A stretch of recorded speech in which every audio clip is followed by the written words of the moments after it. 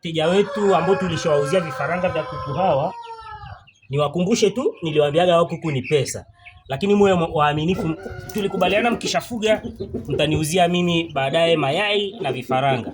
Sasa hapa nina oda ya pisi 10, lakini hapa nina kuku 3 tu, wanatakiwa waende ubalozini. Unaona dude kama ile, hao wanafugwa na watu wenye pesa kama mimi. Kuku zaidi ya bei ya mbuzi. Yaani hapa unakuwa na mbuzi 4 mpaka 5 ndio nakupa kuku mmoja. Lakini kuku mmoja hapa ng'ombe mmoja. Level hii tunakuzia pa shilingi 100,000, ameshamaliza chanjo zote. Hawa wanaitwa Brahma, kuku kwa ajili ya mapambo, na sisitiza ni kuku wa watu wenye pesa. Huyu jogoo tunaenda kumuuza, ameshalipiwa. Hela hizi hapa milioni 3. Hawa hapa. Hela. Ubalozini wameshalipiwa kuku moja shilingi 750,000 na zinatakiwa pisi 10 na hazitoshi. Nikuombe kama una kuku kama huyu, kuna 600,000 hapa, njoo chukua. Sasa hivi ukiona hii video, njoo chukua 600,000 nikupe, kesho nikauze 750,000. Kuku ni pesa.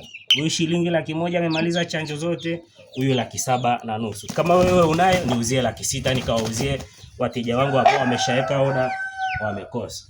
Unaona madude haya? Dude hili bana, hao ni kuku wa watu wenye pesa. Yaani kuku 4 unanunua gari. Kuku 4 thamani yao ni thamani ya gari.